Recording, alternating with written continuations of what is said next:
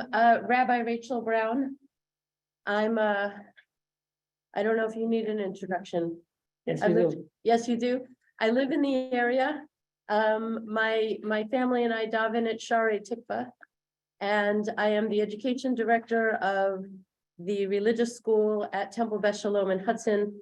I'm also the founder of Camp Timbrel, which is a Jewish pluralistic girls empowerment camp.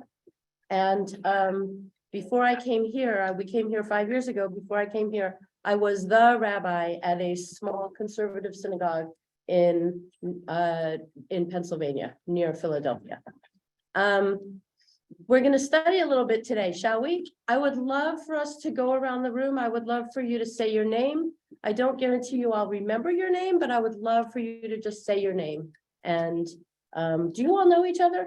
Yeah. Yeah. Okay. Or we used to, shall we say. We used to know each other. He doesn't want to know us anymore. I would love for everyone to just tell me your name. Ron. Ron. Bill Schwartz. Bob Zimmerman. Jackie Friedman, Judy Friedman, no relation. It's not spelled the same. Bijan, and after 43 years, somebody taught me, tell them to think of the Dijon mustard. Then they would be able to say it. I'll do my very Not best to a D, remember but a that. B. Okay. Marcia Wyman. Nina Rosner. Larry Rosner. And people on mute, just I see your names, but will you just say your names? Take yourself off mute, go around one person at a time, say your name, and then put yourself right back on mute. Nelson. Esther. I'm Christopher. I'm Peter. Ivan. And Roz. Carol. Ying Li.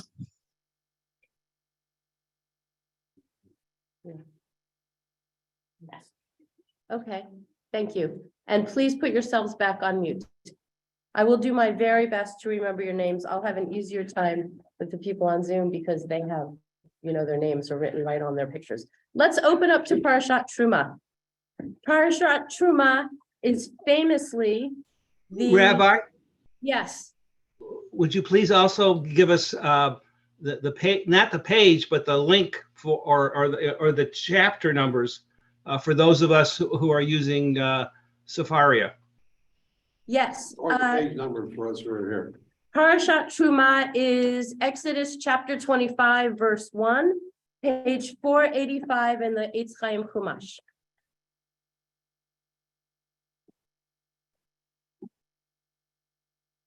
Parashat Truma is famously the first capital campaign in the history of the Jewish world and probably the world. In Parashat Truma, God tells Moses to tell the people to bring gifts, voluntary gifts, so that they can build a Mishkan. You all have a handout.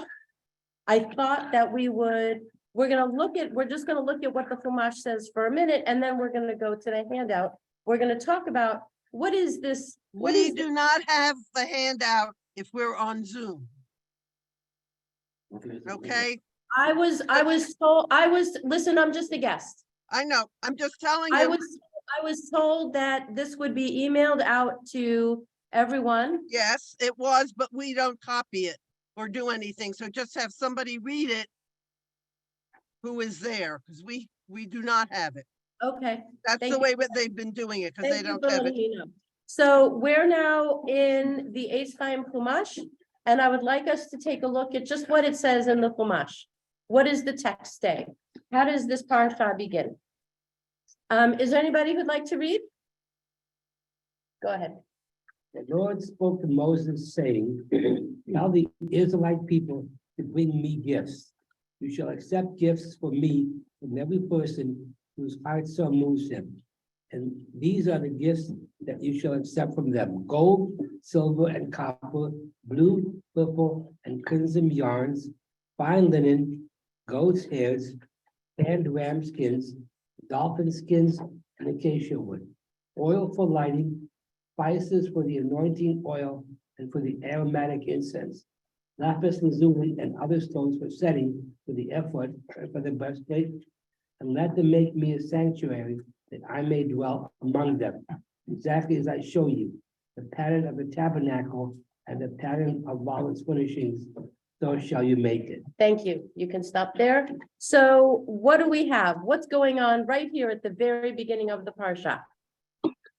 The Israelites are asked to give donations. An appeal.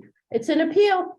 The Yeah. Israelites are asked to give donations. Right. I like the Christmas list. That's a very interesting way to frame it. It's all, like it's all the order. voluntary.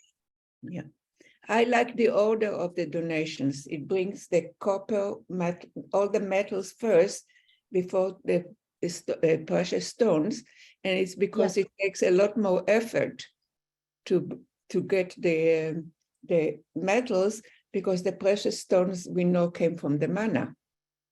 Okay, so there's a hierarchy of the value of the materials. I want to focus on the second pasuk, the second verse, and the 8th and 9th verse, the 8th and 9th. The first two, the Lord spoke to Moses saying, okay, we all know that. Tell the Israelite people to bring me gifts. You shall accept gifts for me from every person whose heart so moves them. That means it was voluntary. It was voluntary. And now let's jump to 8 and 9. And let them make me a sanctuary that I may dwell among them, exactly as I show you the pattern of the tabernacle and the pattern of all its furnishings, so shall you make it. Now, the Hebrew is going to be important for our Torah study this morning for these two pasukim. So let's look at the Hebrew. In the Hebrew, for verse 8, it says, Ve'asu li mikdash, make me a mikdash, which is based on the word kodesh. It's some kind of a holy place. It's a noun that means a holy place. Okay? Asu li mikdash, v'shachanti b'tocham. V'shachanti means I will dwell. This is related to the modern Hebrew word for neighbor. And it's related to the modern Hebrew word for apartment. And it's related to the modern Hebrew word for neighborhood. Yeah. And it's also definitely related to the traditional Hebrew word for one of the names of God, Shekhinah. Yeah. You see that all in there? Mhm. V'shachanti b'tocham Shekhinah. Shekhinah is the dwelling presence of God. It's the presence of God that is with us all the time in this earthly realm, as opposed to the other aspects of God, which the other presences of God, which are, out there in the heavens, in the spiritual world. The Shekhinah is with us all the time. And then there's this word bitocham. The English translated as I may dwell among them, but that's not what bitocham means. If it was I will dwell In them. Betocham would be in them. Yes, in them, that's right. If this were technically about a building, then I would dwell bitocho, in it. Ooh. So not Are the you plural. Why plural? What? Why the plural? Why the Because- plural? We're gonna look at that. Because it means I will dwell among the people. That's why Betocham is in plural, between them, Okay. which are people. And that is a very valid interpretation. And I want to see if we can go deeper. And we're going to try to go a little deeper with all the commentators that I brought you on this lovely handout that I made for you with love. Yes, But so the question becomes, if he's gonna dwell among them, why does he need a place? Why does he need a physical yes, dwelling? yes. Is he there when he is resting to get away from everybody, and then all of a sudden, Yes, is he coming and going, in and out? Or yes. Didn't we learn that God is everywhere all the time? Why do he need a place? Why does God need a place? I need a place. I'm a human being. I like to get out of the rain. I need to be alone sometimes. But God, yeah. Maybe it's the opposite. Maybe it's for us to be together. Ooh, tell me your name again. Nina. Did you all hear what Nina just said? Yeah. Maybe we need a place to get together. Ooh. Okay, yes. Even though he says for me, Yes, but indirectly it's for us in order to pray or to be. yeah, so God's being a little bit, it's like when you tell your child that you need them to do something for you, Mhm. but really they need to do it because they just need to do it. Right. Yeah, But Yes, the expression, also- sorry, Sheila, go on. All right, you can go first. I'll go after you. I just find that the expression me comes very often in the Torah. the expression me comes very Me, often in the yeah. Torah. Me to me, for me, in the covenant between Abraham and Ben-Aptarim, it's me. And so it is very often that I find the word me in the Torah. Okay. That's valid. It's also, Sheila. your yeah, hand up. it's also a question of betocham is, betochem, isn't it? Yeah. It's like an appeal for kahila rather than in other words, community and not what I call spiritual, which is for myself. In Okay, other words, yeah, it's very nice that God should dwell in me, but I'm interested in the kahila, in the community. okay. And therefore, it would Ivan? be in the plural. Yeah, but when you say prayer, It's Esther, let Ivan had his hand up. Let's let Ivan go. It's important that God is not a distant presence or a distant force, an abstraction. We need to feel God near us, and particularly in the context of what's happening. Moses is up in the clouds now, communing with God, and they miss him. And a whole series of events are going to come about now, with the golden calf, of course, etc., where the people need the closeness, need the nearness, not the Okay, attraction. so Ivan, it sounds like what you're saying is that this is about us. It's about human beings. It's about what we need, not about what God needs.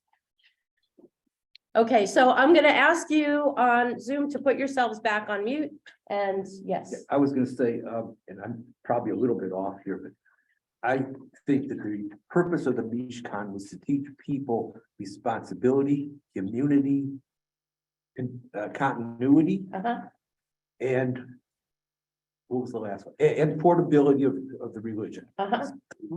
Beautiful, And beautiful. And I love what you're saying. I mean, I love what you're all saying. therefore, when Yeah. the temple was built, that was negative, because it shouldn't have been a fixed place. So it shouldn't have even gone to a temple. Never Should have gotten stayed a there. Mishkan. Yes, And, okay, so we could but actually, we're way off when I get there. yeah, so I have all these thoughts that have nothing to do with today's Torah study. That's where I But always we am. could definitely go in that direction and we could spend the next few hours there. Let's turn to our handout. In the introduction to Parashat Truma, would somebody like to read what Nachmanides says? I'll read it. Go ahead. Rabbi Moshe ben Nachman, born in Spain, died in Israel. The mystery behind the tabernacle is that God's presence, which abode, Shachan, publicly on Mount Sinai, 24:16, would discreetly do the same in the tabernacle, Mishkan. Okay, so what is this saying? It's saying that God always had a place to reside. When the Israelites were traveling through the desert, God could reside on the top of the mountain. Well, not through the desert, but when they got the Ten Commandments. If you're gonna equate the Mishkan with Mount Sinai, to me, that means revelation will continue. Nice. Nice. I like your take on our tradition, which is that God is always accessible, God is always communicating, and God is always revealing God's self and God's wishes to us, even as we travel all over the place, which is not just about the Israelites in the desert, it's about us. I've traveled all over the place. I imagine some of you have traveled all over the place. And if not, if physically, you know, in our life experiences, we travel from being a child to being an adult, you know, to being an elder, and we're always getting new knowledge. That's beautiful. That's a good argument to never stop learning. Yasher koach, that's beautiful. Okay. It's Yes. also an appeal for synagogues. In other words, we don't need the temple. We don't need a third That's right. temple. We have synagogues, we have other places to learn. Yes, there are other places to learn. Nelson, you have your hand up. I was actually going back to the word among, which I just sort of like, just in the area, but why not say with them? Okay, that's a good question. Which also to me means bring them together. I'm Okay. always with them in the one sense about they're out, I'm everywhere, but I want to be a collection. Okay. Okay, Ivan and then Esther. The Mishkan is actually the forerunner of the temple, and then the synagogue. It's the sort of the prototype. Okay. Okay, yes. Yes. Esther? You mentioned Sinai, and to me, it's like God chose on purpose a small mountain to teach us humility. Okay. Beautiful. I love these. Beautiful. Let's go on. I'd like to say this within us.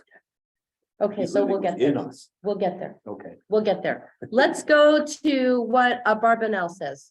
By the way, in the handout, which you can look at, oh, here, the camera's there, which you can look at when you open your email, I put the names of each commentator with the, with their, full names, and when they lived and where they lived. We don't need to actually read that now.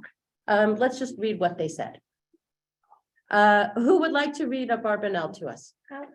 Okay. Do not think that the commandments about the tabernacle, which do not apply to us here in the exile, or the laws that are valid only in the land of Israel, or the laws of priestly purity, have no value for us today. The Torah is a book of elevated wisdom and divine teaching. What we understand of these matters today in terms of their allusion to higher things is of as much value as when they're in practice. The same is true of all Torah matters. The Torah is a tool to prepare the way for us to become like God, knowing good, to keep us alive in every place and at all times. Okay, so a Barbanel, hold on one second. A Barbanel is very much agreeing, tell me your name again. Ron. With what Ron just said, that our tradition is portable, it is accessible to us at all times, and that God is always teaching us through the Torah. Right now, you know, we don't take the text as a static text that means what it meant 30 years ago. Its meaning changes every single time we look at it. Yes. I think this portion by Barbanel is extremely powerful without being really too much religious. It's a lot more logical, philosophical, and to the point. Yes, yes, that's one thing we like about a Barbanel. He asks questions and then he answers his questions in a logical, to the point way without being over the It's top. really more cultural. Yes. And Yes. there's not much of religion in here. No, no, except for the idea that God is always speaking to us. It's really fantastic. Yes. Okay, let's look at this first pasuk. Tell the Israelites to bring me gifts. You shall accept gifts for me from every person whose heart so moves them. let's read, who will read the comment from Nachmanides? Go ahead. Isn't lakach take? What? Isn't lakach to take? Lakach, yes, is to take. So it's not bring, it's take. Yes, take for me, Yeah. the gifts that people bring. Yes, very nice, close reading. Okay, yes. From them, according to Exodus Rabbah, the gifts are offered from themselves. That is, the assembly of Israel is the gift given to God. Israel was holy. Was holy. the Probably Lord. two. It's a So, typo. Yeah, Israel was holy to the Lord, the first fruits of his harvest. Okay, so the Ramban, Nachmanides, is saying that that the gifts aren't necessarily the things, the gifts are the people. The people are the gifts. Your presence is a gift to me, For God. for God, yes. And they Yes. were holy beforehand. Yeah, I also look at it as sensitivity to those who cannot give. Okay. What? I don't understand. Because in every generation, there are people who have and people that have not. And so there should be a sensitivity to those who don't give and how you react. And how do you react to their gift, even if it's not a big one? Right, so there are people who have lots of stuff and they can give, and there are people who have less stuff, and so they can't give, but everybody can give of themselves. Every single person can give of themselves. They can give of themselves with their time, if they have the time, but even if they don't have the time, they can give a smile. They can give a friendly hand around the shoulders. Yes, thank you, Esther. Thank you very much. Or give up their presence. They give up their presence, yes. Yes, you know, we wouldn't be having Torah study today just the way it is right now if you weren't here. Let that sink in. If you were not here, the chemistry of our group would be radically different. We'd have a whole different situation. Which you probably know better than I do because you come week after week and I'm only here this week. Yes, But it also says moves them. To me, is that a way out for people who don't get moved? In other words, there could be people who have a whole lot, but they're just not inclined, to give. yes. So to me, is this almost saying it's okay, but it's not? I mean, because later on we learned that, you're supposed to give percentage and everything else. But here he was saying basically, if to give whatever moves them. If all of a sudden you don't feel like giving, is that okay too? Yeah. So I would go, Larry, I would take what Larry is saying and go even deeper psychologically. Can I speak and then you go? Or why don't you just say what you want to say? I was also wondering, first of all, what was the Hebrew word for moves him? Did you give a translation of that in the? It's truma. Truma is the type of offering Okay, that is, it's not required. because I thought along the same line as Larry, but more, It is required, but it's not required in this context. like a stingy person or a non-believer too. So I'm gonna Could take. it be a so- non-believer? Right, so I wanna respond to Larry and then you I can go. think that my response is to Larry, kind of. Okay, I think he's missing the point here. It's the libo that's important. It's coming from the heart. Doesn't matter what you give. As long as it comes from the heart. right, so I wanna build on that, and I wanna say that everybody has a different psychological background. And some people hoard. Some people hoard, they cannot let it go. And I'm not using that in a negative, there's no judgment. Some people are addicts. They can't let it go, right? Just like alcoholism is a disease. Not being able to give is a disease. Some people, can you all on Zoom, please mute yourselves? I hear some background noise and it's a little distracting. Just put yourselves on mute. You'll have your chance to speak, I promise. I think in some ways, the response to what you just said, Larry, has to be one of kindness and non-judgment. Because there are people who grew up in the Depression. They can't let anything go. They need to hold on to it. What if I need it in the future? And I think that there has to be room to be compassionate to those people. When I was a congregational rabbi back in the olden days, there used to be these board meetings where we would discuss members paying for membership. And who was, people, not individual people, but people who asked for financial, to pay less for membership. And there was always someone on the board who would say, oh, but they drive a Mercedes, they can afford it. And who are we to judge? We don't know where they got the Mercedes. We don't know if that Mercedes is going to have to last them the rest of their lives because they can't afford another one. We don't know. And I think it's the same with giving. So when it says everyone whose heart so moves them, maybe it's okay if their heart doesn't move them. Yeah. But this goes back to what I said earlier about giving the presence. Just presence itself can be a gift. Yes. Sometimes the presence of other people set examples. Yes. And maybe their heart didn't move them earlier, but when they see the people around them Beautiful. doing things. Yes. And Yeah. that's related to this sense of community. Okay, Bijan and then Esther. I find this idea of Nachmanides really very interesting, not so much related to the today's discussion, maybe indirectly, which is that often people ask, who said, people say to Jews, who said you're the chosen people? For what reason? Yeah.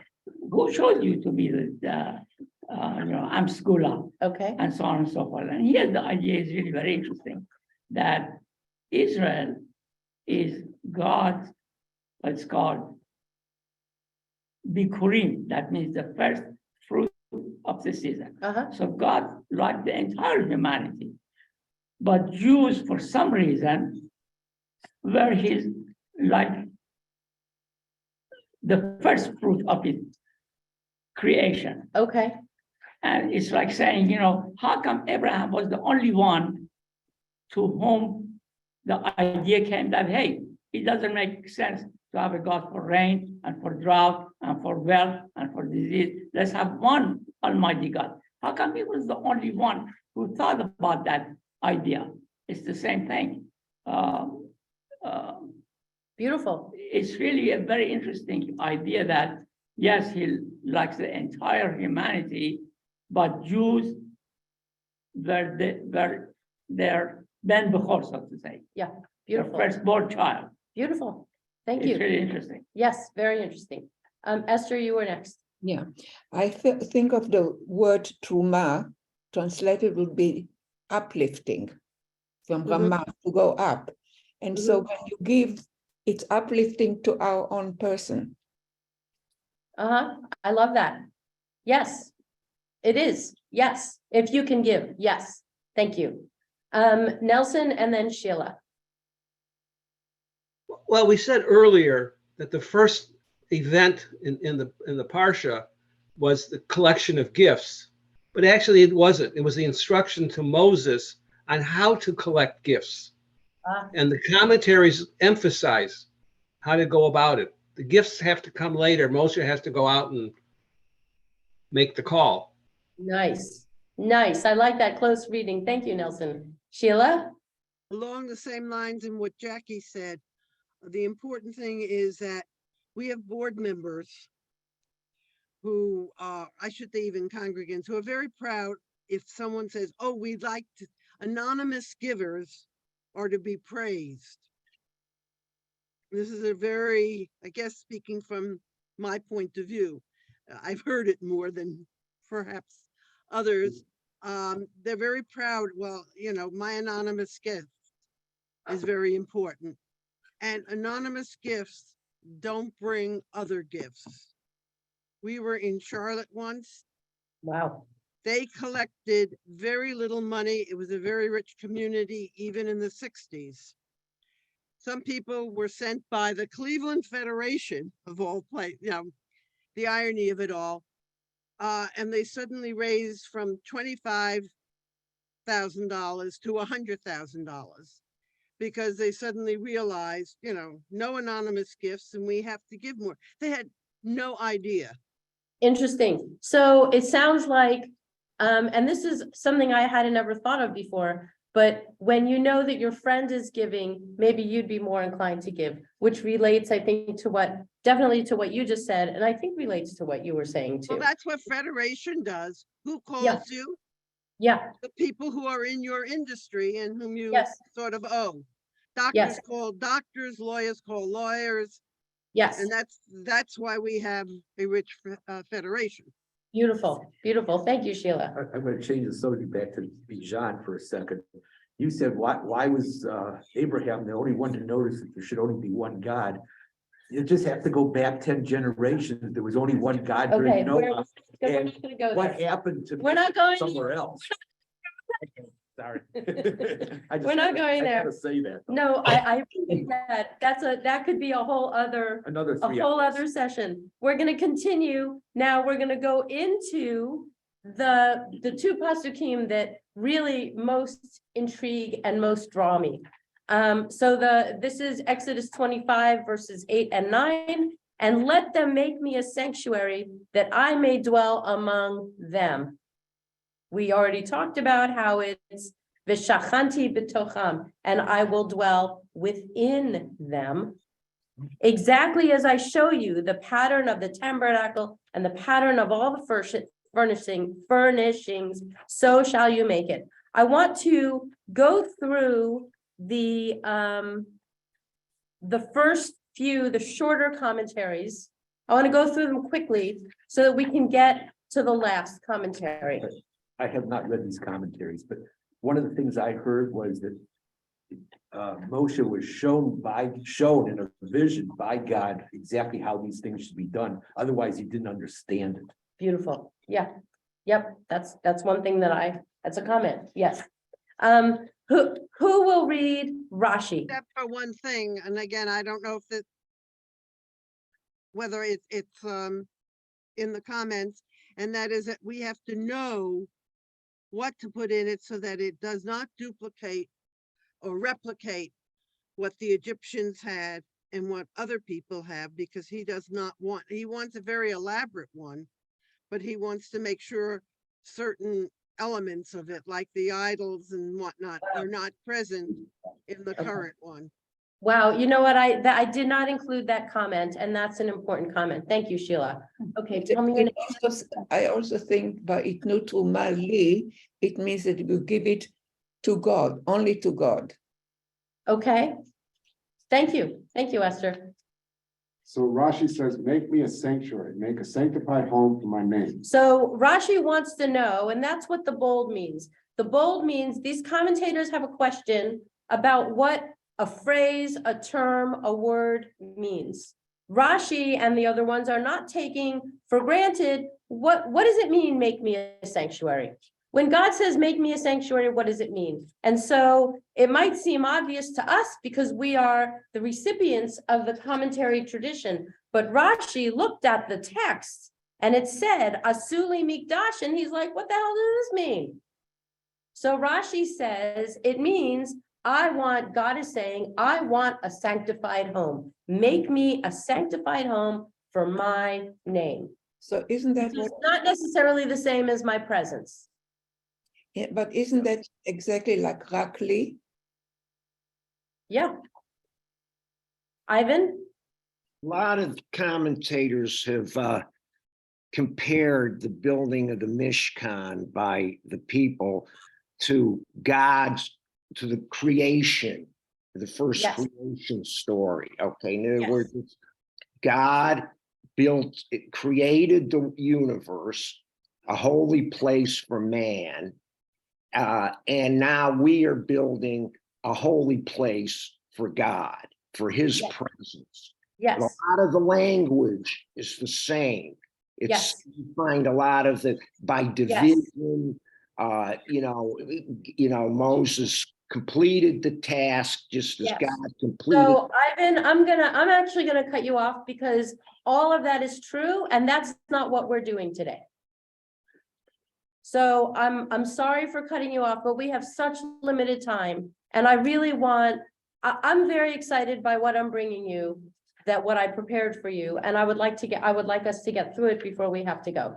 So yes, everything you're saying is true about how the language of creation is mirrored in the language of building the sanctuary, and there are commonalities between the timing and all of that, but we're Yeah, not. but all I was saying is that the Israelites have an opportunity here to participate, to do something for God, to create a holy space. Isn't that what we're talking about? Beautiful. Yes. I think what's really happening is the key word is concrete. Judaism says we have to show something. We don't talk about things. So Sheila, yes, everything you're saying is true, and I'm going to direct us back to our texts. Okay.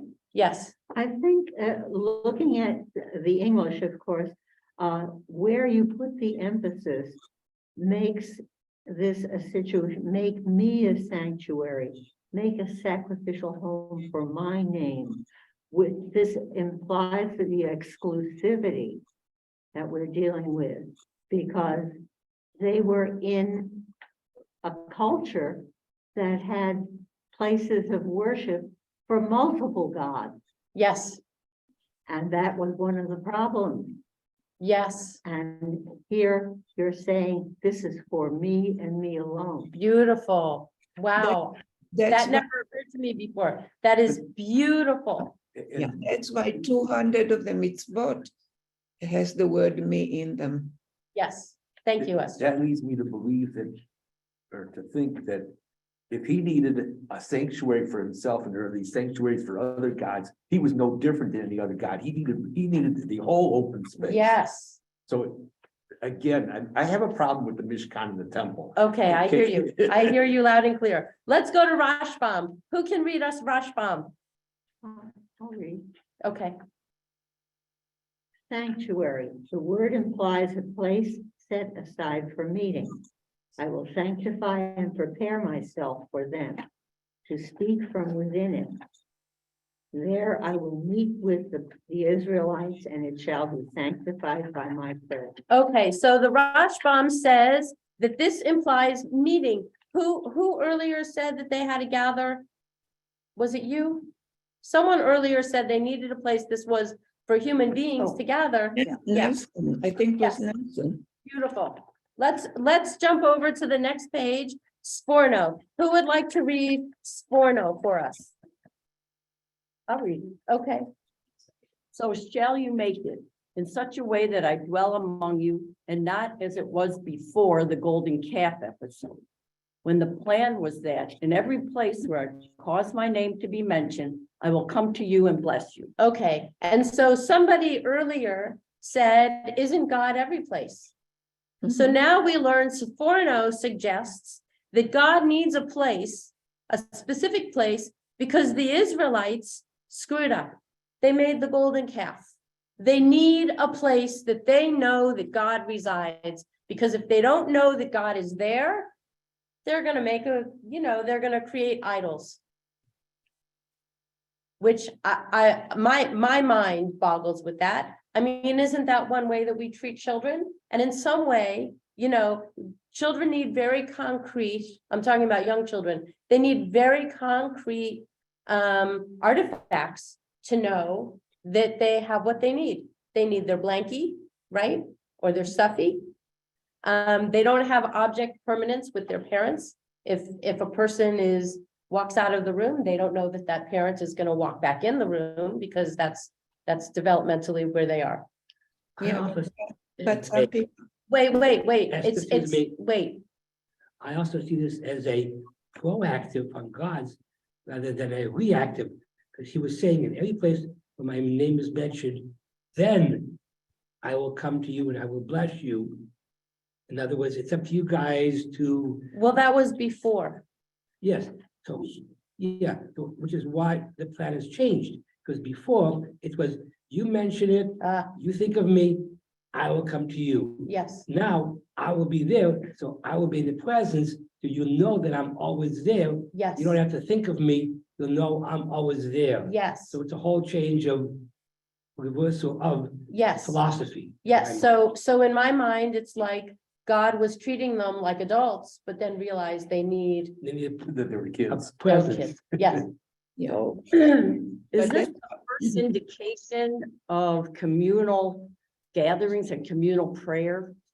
Oh, Do you happen to know if is this where it began? maybe, For the Jews? maybe, yeah. Maybe. Beautiful. Yes. Esther and then Ivan. Well, some people are disturbed by the Kruvim because you talked about idols Yes. and the Kruvim that are on top of the ark. Yep. Some people have a problem with that. Some people do. The Kruvim had a very specific purpose though. So, Yeah. you know, with all respect to the people who had a problem with them, Yeah, well, they had a specific purpose. again, going to the Hebrew. Wait, it's Ivan's Oh, turn. I'm sorry. Yeah, go ahead, Ivan. Often you hear commentators saying that in the Torah, the cure comes before the disease. Okay, and in this sense, God is giving instructions for the building of the Mishkan. And then we have the golden calf episode. And then afterwards, the Mishkan is actually executed. It's built, correct? Okay. Yeah. So we have basically here, this is going to be the antidote in a sense, building the Mishkan, creating a space for God, okay, as a cure to the sinfulness and the transgression of building the golden calf. Okay, beautiful. Thank you, Ivan. So tell me your name again. Ron, Ron, I'm sorry. First Ron, then Sheila. I'm going back to Esther, the Kruvim, Yeah. which we're not talking about. If you change the Kuv to Kaf or Okay, Kaf we're to not. Kuv, okay. Thank you. You know, if we had the whole day, we could do a whole day retreat. We could talk about it. Hey, Rabbi. Okay, Sheila. We're all used to each other, you know, in our, Kind of. again, I mean, my point all the time, what I'm always saying is we're forgetting that the cure is given before the disease manifests itself. But we have to remember again, we are not, that there were civilizations, advanced civilizations before us. We had the Egyptians, the Mesopotamians. God knew what he was talking about when he gave these instructions. Yes. It wasn't just, he thought, you know, we think, oh, well, we did the golden calf. We did what most, I was gonna say, what most people do first. In other words, let's think, maybe we need to think of the Jews in the desert as teenagers. Okay. Not mature people. I mean, this is just coming out of my head right now, because this is what you're making me think right now. I haven't thought it through, but that we were immature people. And then suddenly God says, I got to whip them into shape. I've got to act as I have to be their teacher. They can't handle it themselves.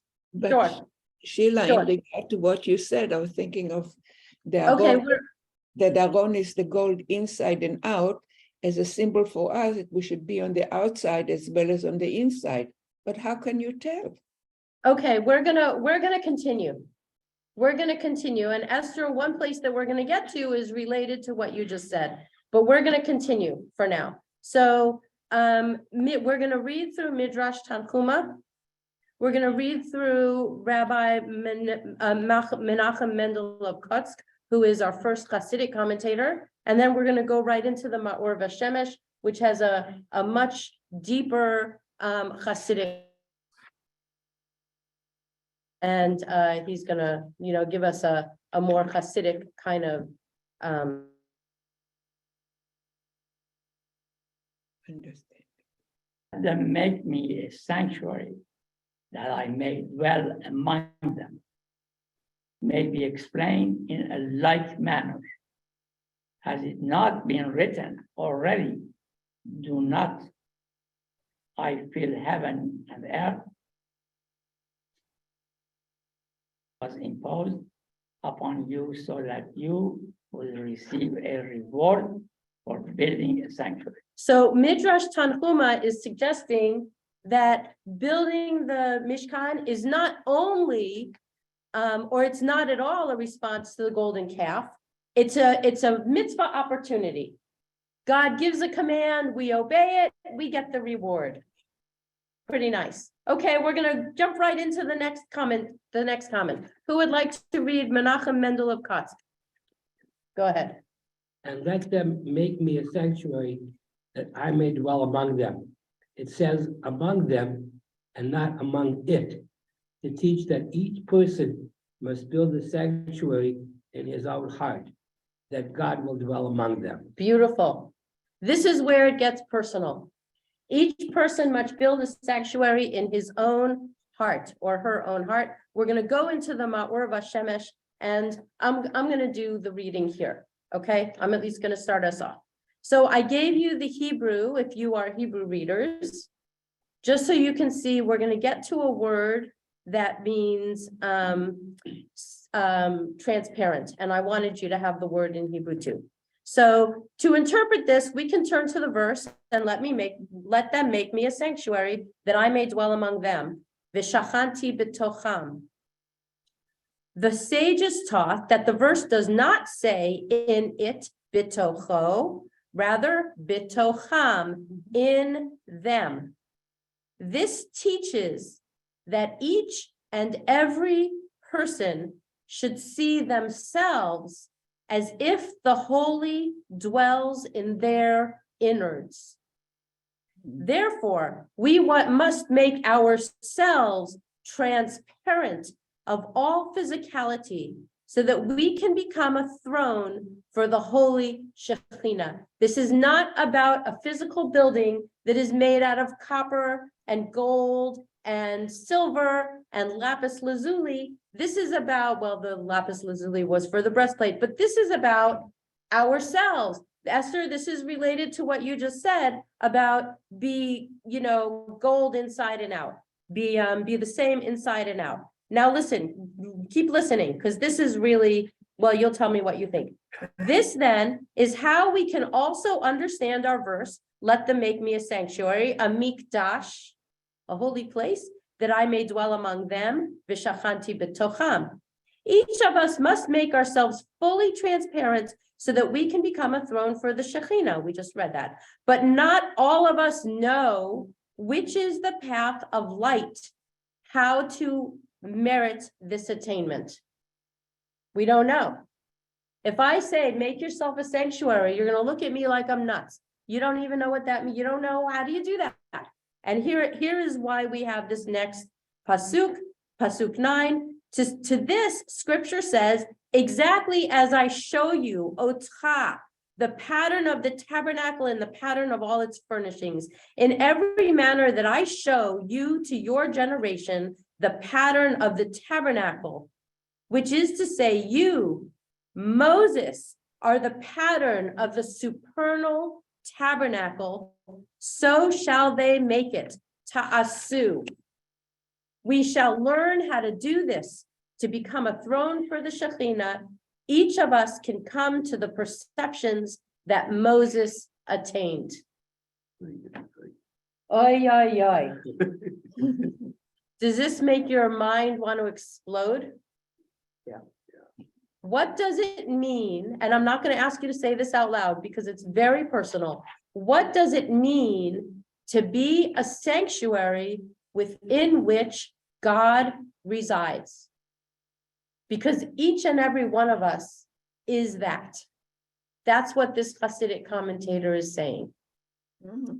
This perhaps Okay, first, I'm gonna ask Nina. I'm gonna ask Nina to speak first. She raised her hand first. And actually, you know what? I don't know how timing works here. Do we have to end exactly at 10? No. I started 15 minutes late. Between the, Go on. You're the boss, you're the boss. okay, Nina, go ahead. But aren't we all born with that spark of God? Don't We are. have an essence of Yes, God in us? yes, we do. Yes, we So do. is this just enhancing that? This is making us conscious of it. In a very specific way. When I work with kids, I tell them, why adults too, but we all have that spark. And I tell kids, no matter how nasty you are, no matter how much you tease your little sister or you don't listen to your parents, that spark is in there. And you can always go back to it. But what does it mean when you consciously have to make yourself a mishkan, a sanctuary? It's a different mindset, I think. Yes. Very much. We have to always keep in mind, we were made b'Tselem Elohim. Yes, we do. Yes. And how difficult is that to do? Bijan. I think there is here really a concept that is kind of universal, which is that every time it is talked about a group of people, like Israel, a whole nation. Yeah. And it is said to the whole nation, this and that and that and that. The very powerful part of it is that every one of you should this and that and that and that and that. Yes. And it reminds me of that idea of in Exodus that every one of us needs to see himself as if Yes. he got out of Egypt. Yes. It's really a concept that applies to a lot of situations. like Yes. that. So this is personal, but it's communal. Beautiful. Sheila. This would lead to an entirely different discussion, but. Well, reading then let's Menachem not- of let's Chat- not No, go no, there. I don't want, I just want to make a comment. And you can tell me, maybe you can answer, maybe you can't. Menachem Mendel of Katz is a Chassid.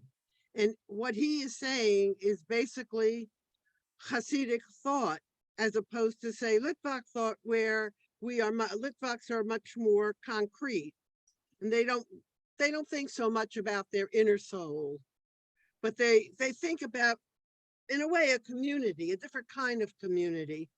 Okay. And that's basically what we have here is a discussion about, hey, where is the Shekhinah, inside of you or among you? Beautiful. Thank you, Sheila. Ivan? Well, we're referred to in these chapters as a kingdom of priests and a holy nation. Mhm. That distinguishes us. But I think it's more important to think about what is in the tabernacle and the Ark of the Covenant. The covenant itself is like our Constitution. It's some people say it's the Torah that is actually in. The Torah is the Ark, is in the Ark of the Covenant. Is that correct? Yes. Okay, and that by studying Torah, being, what some cultures, some Jewish faiths say, a Torah-based culture, that we will learn, we will come closer to God. It's a democratizing force because it's accessible to everyone. And that will reinforce the idea of God being near us, being part of us. Okay, beautiful. Yes. But I think that what you're trying to point out is that there's different interpretations that one could make of the text. Yes. And there is this viewpoint that God is external from everybody. And the point that I think you're trying to make is that this is saying that God is within everybody. It's a different philosophical viewpoint than these other viewpoints. And that leads to kind of almost a different concept that one must have with God. If God is part of us, then what does that mean? How do we have to act if God is part of within us? Yes, beautiful. I think that was a beautiful way of summarizing it. I want to be conscious of the time. I want to read Rabbi Jonathan Slater's commentary. And then if you want to discuss it with me after we're dismissed, then I'll stay for a minute or two. This is what Rabbi Jonathan Slater says. And yes, I take a very strong, I personally, when I started learning, I grew up Orthodox. And when I started learning these Hasidic texts, they really spoke to me, because the Orthodox, it was a very it was the Haredi world. It wasn't just Orthodox. It wasn't modern Orthodox. When they taught us, they did not teach us about a personal relationship with God. They told us God said you should do it, and if you don't do it, you'll be punished. If you're not punished now, you'll be punished in Olam Haba. And that didn't work for me. So I'm bringing you something that's very personal. You can agree with it or not.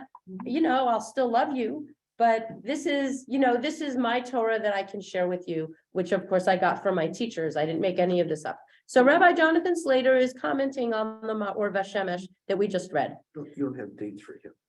When was he? He's alive right now. He's my teacher. Okay. Rabbi Jonathan Slater lives in New York. He recently retired from his regular day job. He's written a bunch of books. He's really cool. If you have a chance to meet him, I highly recommend meeting him. He's great. The foundation of this lesson surely is in the teaching. I think he was born in the 60s. Maybe 1960, maybe 1959, From maybe. seminary, I mean, what's his, Yeah, he's a conservative. He was ordained conservative, and he served a congregation on the West Coast for a while. And then he moved to the Institute for Jewish Spirituality, where he just retired from. The foundation of this lesson surely is in the teaching that God wishes for God's presence to dwell in these lower realms, specifically to dwell in us. We are to serve as the Mishkan, God's dwelling place. A key to understanding the spiritual work we are to do is the word lehizdakech, to become transparent. This is my interpretive translation, and there are times in the lesson when I use its more common meaning to purify oneself. In Hasidic parlance, as we see in our lesson, this means to cleanse oneself of attachment to physical desires, concern for material things. On a fundamental level, it is the ego that asserts itself as desire or concern, since through acquisition, display, use, and control of things, we reinforce our sense of separate self. So long as the ego is active in this way, it precludes God from fully dwelling in us. Thus, Moses is the model of the one who is completely transparent to the divine light. It shined in him and through him. The Shekhinah dwelt in him to the point that it was she who spoke from his throat. As we strive to become a dwelling place for God in the world, we look to Moses for instruction. In his very being, we learn how to become a throne for the Shekhinah. And I want to end with that, looking at the time, it's 10 after 10. I want to thank you for being here and for, putting up with me today. And if you want to stay and talk, I'm happy to stay and talk. Rabbi? Yes. First of all, thank you. And I was just thinking of Jonathan Sachs' comment that the people, even after all the miracles, were still deprived people and very passive. And so God wanted to make them a nation of builders. And that was a big part of doing the Mishkan. Yes, beautiful. Yes. Yes, very true. Thank you everyone for being here today. I don't know what happens with the Zoom, but you'll take care of it. Larry and I take care of it. Okay.